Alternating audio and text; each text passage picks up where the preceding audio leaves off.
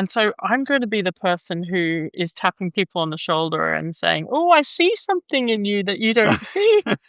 I don't see And this.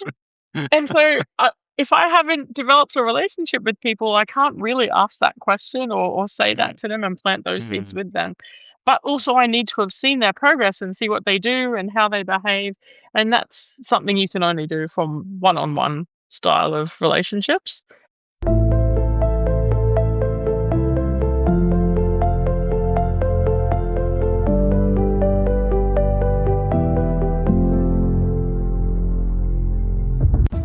Hi, my name's Brendan O'Sullivan, a Toastmaster from Brisbane, Australia.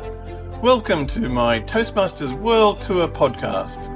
Please join me as I travel virtually around the world and chat to Toastmasters from different countries and all walks of life. Let's explore.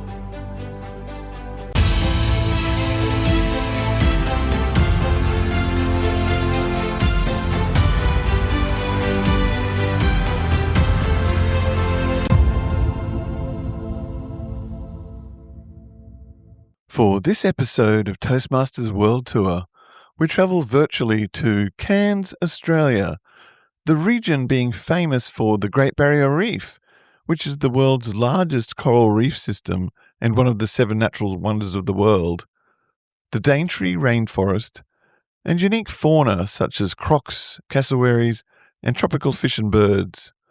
I chat to Nicky Jurd, our outgoing district director, to see what we can learn from her experience. Today, being the 30th of June, is the very last day of the Toastmasters year. So a very apt time to welcome our next guest, Nicky Jurd, the outgoing District 69 District Director, fast approaching on her feather duster like Harry Potter on his Nimbus 2000 playing Quidditch. Welcome to the show, Nicky. I'm so happy to have you on. Oh, thank you, Brendan. It's a very auspicious day for me. I'm mourning the end of my Toastmasters year. It's been a great year. I can imagine. Yes, you've been the district director for the last year. Was that something you'd always aspired to be? No, the opposite, actually. The very first time I was an area director, we had what could be politely called as a leadership spill in our district. And I was still very young and impressionable. And I thought, oh, that's never going to be for me. I never want to do that thing. I never want to be involved in that. That's horrible. And so I actively tried not to be part of a district trio for a really long time. Definitely not something I aspired to do from childhood. So how did you come about being district director then? Well, district director in our district is a 3-year job.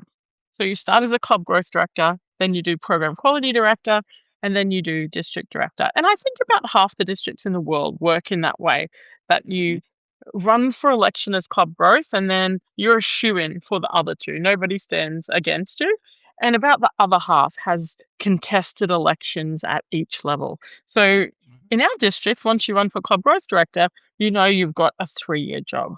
And so that's how I did it.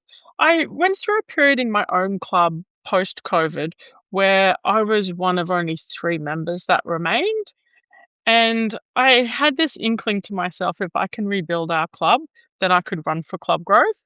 And I just sort of felt like maybe I'd matured and I was ready. I was ready to take on the kinds of problems that I had seen previously in district trios. So it was sort of a seed I'd planted in my own mind, and I grew us back to charter strength. And then I thought, okay, I'm ready. I can do this.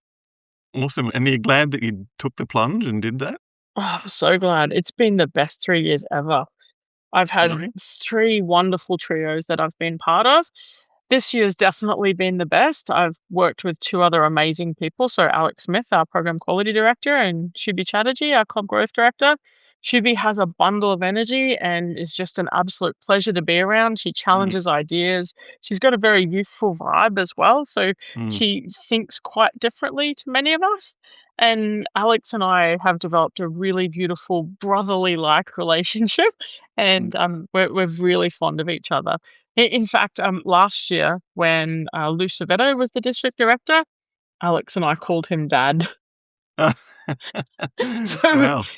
Yeah, and Lou would say to me, "Oh, do you know what your brother's been up to?" So it really is a very warm, family-friendly kind of a relationship. And yeah, I'm definitely going to miss working with both of them.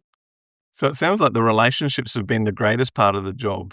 By a very long way, the relationships are the best part of the job.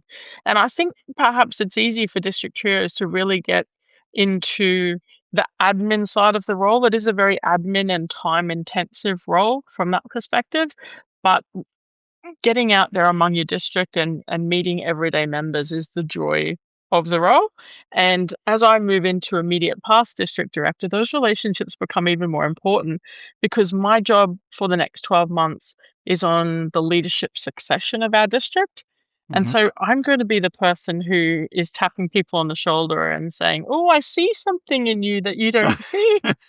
I don't see And that's and so, if I haven't developed a relationship with people, I can't really ask that question or say yeah, that to them and plant those yeah. seeds with them. But also, I need to have seen their progress and see what they do and how they behave. And that's something you can only do from one on one style of relationships. I had a personal goal at the beginning of this year to ring 3 Toastmasters a day, every day. Oh, And I okay. have massively exceeded that. Really? Massively. Today, I've rung 7. Wow. Quite the I, networker. I guess you're number 8. Yeah, that's amazing. And sometimes I'm ringing just to congratulate them on something. Sometimes I'm ringing to thank them. So often I've used it as an avenue for recognition that's not a contrived kind of recognition. Mhm. And sometimes it's just to say, "Hey, you've put 14 members on in your club this year. How did you do that? That's great." Yeah, yeah. Oh, that's amazing. What have been the greatest challenges? Um, we've only really had one big challenge. The 3 years have been relatively cruisy, I've got to say, from a challenge perspective. Either that or maybe I'm just good at handling challenges now and they didn't Mm, really phase me. We only really had one, and that is earlier on this year. We had an interaction with a couple of members of the board of Toastmasters, and it was a very negative interaction. And it really put, for a couple of months, it really put a dampener on all 3 of our jobs, so both Shuby, Alex, and I, we really felt quite demotivated by that interaction, and we had to reconcile that we were here for our members in our district. We're not here for those people. We're here to show mm, up and to advocate for our members and to remind ourselves that they are just people like we are and they mm, make mistakes too. mm. And yeah, that was the biggest challenge I think is that interaction without getting into the weeds and the dirty Sure, laundry of it. It's sure.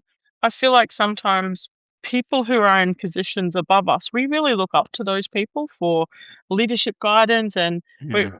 we probably have this idea that maybe they know how to do things and they know everything, Mhm. but they're just as fallible as you and I, and they are Yeah, volunteers like you and I. yeah, So yeah.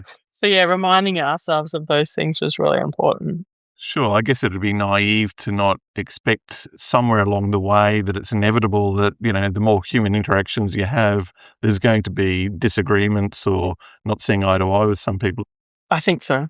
Yeah. Yeah, We did yeah. also have a challenging situation in our district in that we went through a fairly significant realignment this year. So we reduced the number of divisions in our own district from Mm, 8 to 7. And that was a very emotional thing for a lot of people.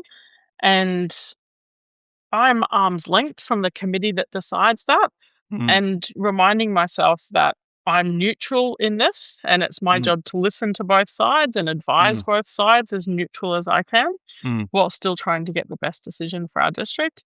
That was hard. There were some days where, one day I took 30 calls and Wow. all of them were negative, and I remember Mm. sitting down at the end going, you just have to be Switzerland. Keep the line. Keep Yes. listening to people, and yeah, Yeah. keep advising them of answers to their questions. That was a tricky couple of months at navigating that realignment.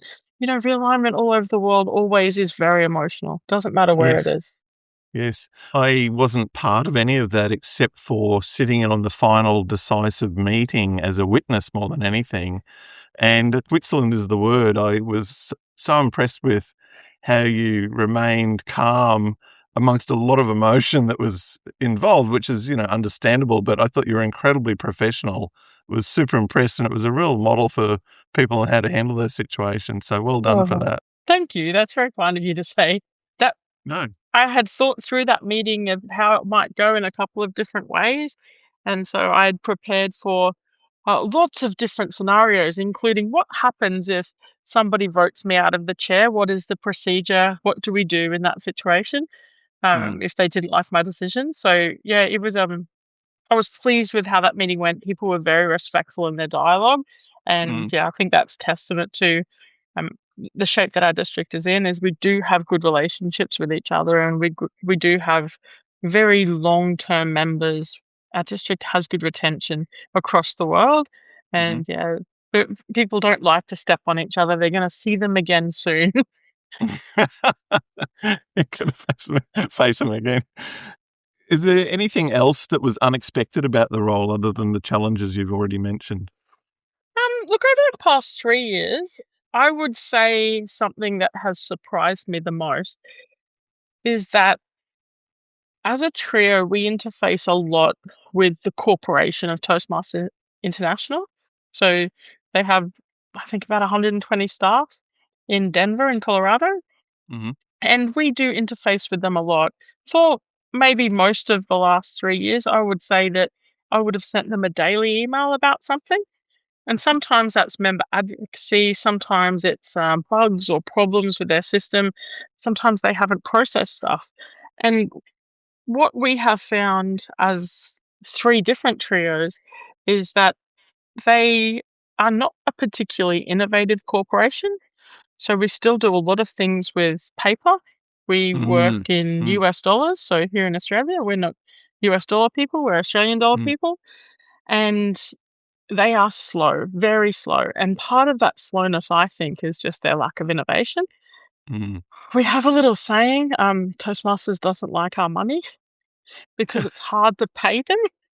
And so the challenges of dealing with a slow moving legacy corporation is something that's omnipresent in our leadership journey.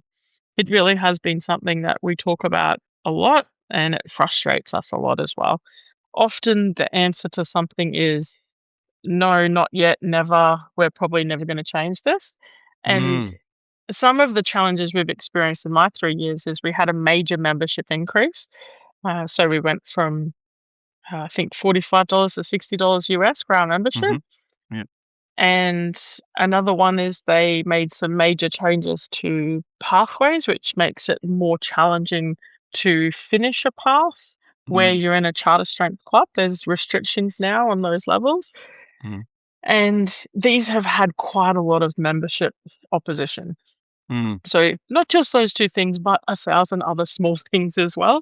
And that interfacing with the international organization, that's been the surprising challenge. mm, But also now we're sort of at the point where like this isn't a surprise. Look, they've done this inefficient thing. mm. Yeah. Nicky, in two of my previous podcasts, I've had Toastmasters members from around the world express a very similar sentiment that there's a lot of resistance to taking on tech and to evolving and changing. Do you have any ideas on why you think there's such resistance to change?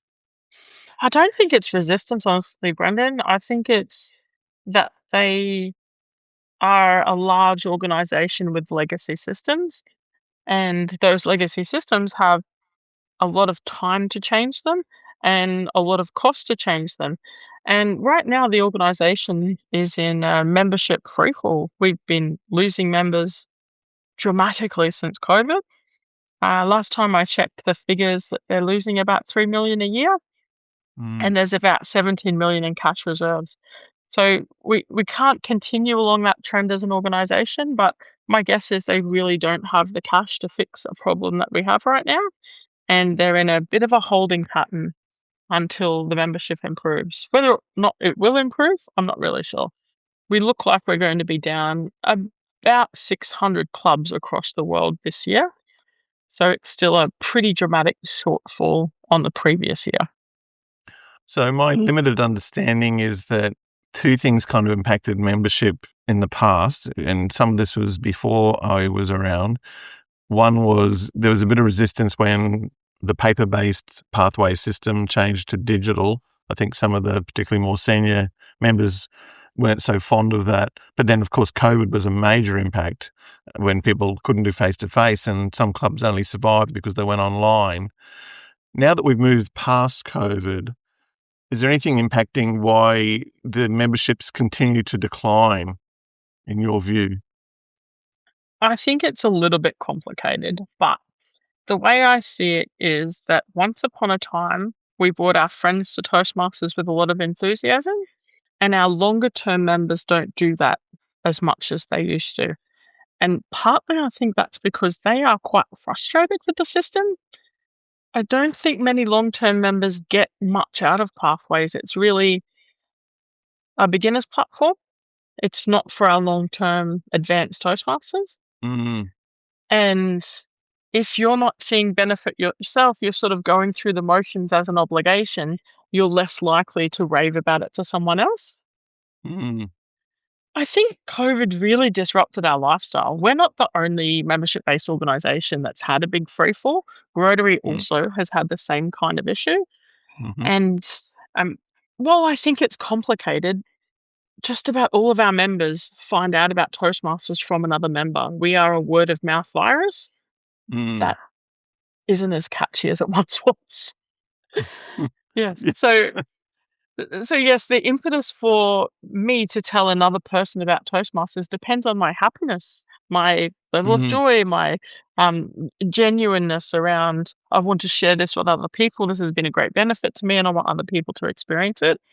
And mhm, you see that vibrance in new members and new clubs, but you don't tend to see it from people who've been with us for a long time. And I think that's because once they've been here for a bit, they start to hit those brick walls of frustration. you get jaded, yeah. They do, yeah. You probably felt this a little bit among the membership, particularly the long-term membership. I have noticed And some of that, yeah. now you're probably someone we would call a long-term Toastmaster, Brendan. I wonder what's your opinion of Pathways? Are you still getting stuff out of it like you once did?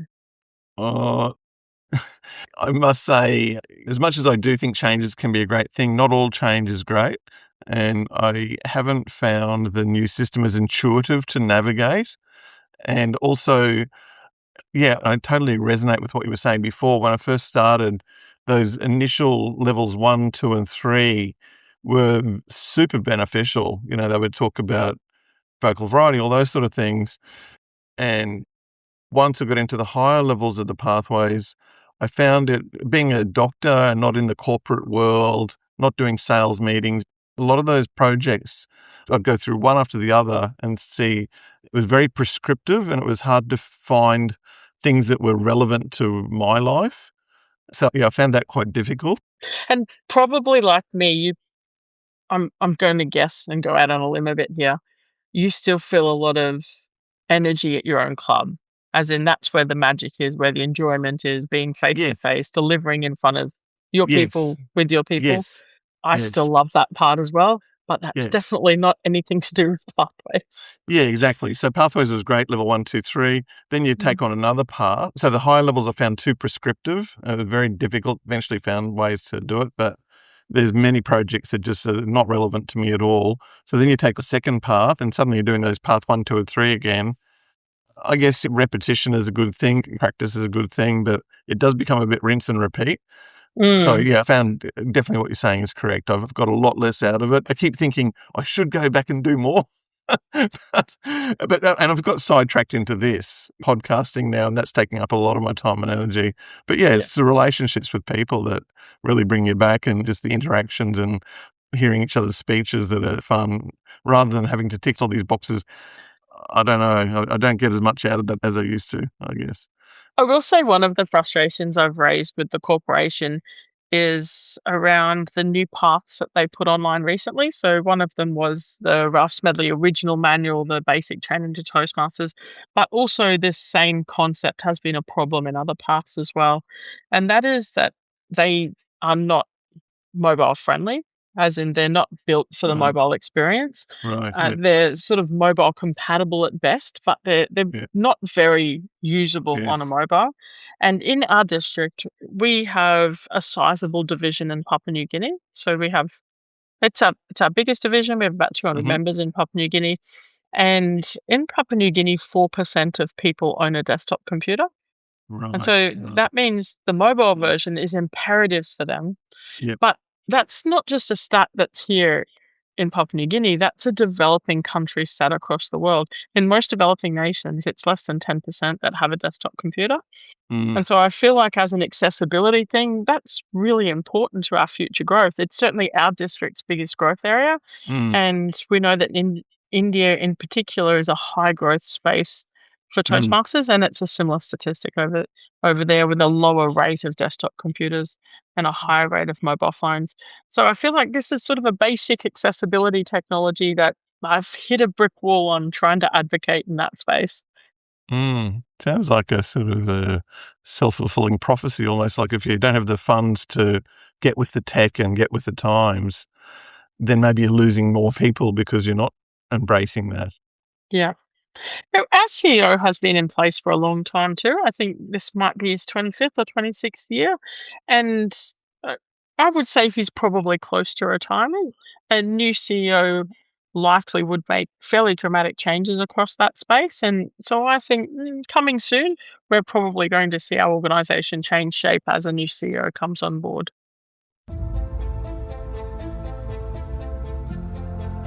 Thanks for listening to today's show. One of the key elements of Toastmasters is evaluations. This is how we grow and improve, both by encouraging comments for things we got right and points for improvement. We all learn and benefit from these evaluations, not just the person being evaluated. So any feedback in the comments is greatly appreciated. If you have a Toastmasters story you'd like to share or would like to be on the show, I'd love to hear from you. You can reach me at toastmastersworldtour@gmail.com. Thanks for listening.